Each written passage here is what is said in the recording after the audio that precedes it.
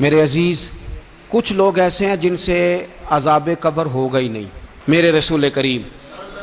صلی اللہ تعالی علیہ وسلم نے ارشاد فرمایا کہ جو اللہ کے رستے میں شہید ہو گیا، یہ سنن نسائی میں موجود ہے، اسے عذاب قبر نہیں ہوگا، بلکہ ایک حدیث میں تو فرمایا حساب کتاب ہی نہیں ہوگا، اللہ بغیر سوال جواب کے جنت عطا فرما دے۔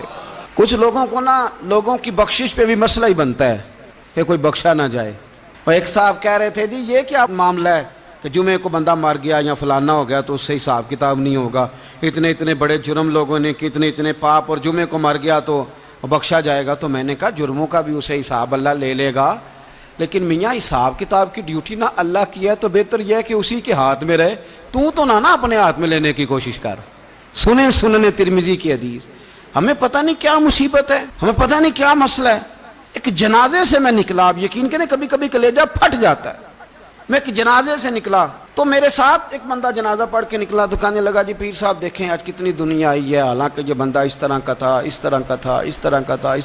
میں نے اسے کہا یار تجھے تو فکر ہی لگ گئی ہے کہیں جنت میں چلا ہی نہ جائے، تو اس طرح کرنا جنت کے دروازے کے سامنے کھڑے ہو جانا ڈنڈا لے کے کہ میں نے نہیں جانے دینا۔ شرم آنی چاہیے ہمیں۔ اللہ فرماتے ہیں جنت اتنی چوڑی ہے جتنے زمین و آسمان، اس کی چوڑائی زمین اور آسمان کے برابر ہے، تو ہم تو اپنے علاوہ کسی کو جانے نہیں دینا چاہتے جنت میں۔ اور بس کریں، جنت خدا کا فضل ہے، اور اللہ فرماتے ہیں میرا فضل میں جسے چاہتا ہوں عطا کرتا ہوں۔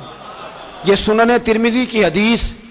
اور اس کے راوی حضرت عبداللہ ابن عمر رضی اللہ تعالیٰ عنہ، نبی پاک علیہ السلام نے فرمایا جو مسلمان جمعے کے دن یا جمعے کی رات کو فوت ہو اس کو اللہ تعالیٰ قبر کی آزمائش سے محفوظ رکھتا ہے۔ جو جمعے کی رات فوت ہو جائے یا جمعے والے، یعنی جمعے رات اور جمعے کی درمیانی رات چلا جائے یا جمعے والے، تو اللہ اسے عذاب قبر سے، تو میرے عزیز جو بندہ شہید ہو اس سے عذاب قبر نہیں ہوتا، جو آدمی جمعے کے دن یا جمعے کی رات چلا جائے اسے بھی عذاب قبر نہیں ہوتا۔ اور میرے رسول کریم صلی اللہ تعالیٰ علیہ وسلم نے فرمایا جو بندہ ایک دن اور ایک رات، یہ حدیث صحیح مسلم میں، سنن ترمذی میں، مصنف عبد الرزاق میں موجود ہے، ایک دن اور ایک رات اللہ کی رضا کے لیے اسلامی سرحد پہ پہرا دے۔ میں اور آپ سوئے ہوئے ہیں، لیکن وہ لوگ جو فوجی بارڈروں پہ کھڑے ہیں، دیکھو مدینے والے محبوب کس کس پہ کرم فرماتے ہیں۔ ساری عمر نہیں، 24-25 سال کی سروس نہیں، فرمایا ایک دن اور ایک رات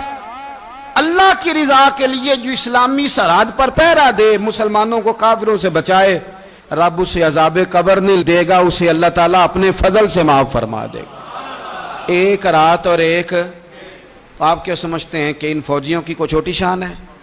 ان کا کوئی چھوٹا مرتبہ ہے؟ ایک دن اور ایک رات اگر یہ پہرا دیں تو اللہ انہیں اتنا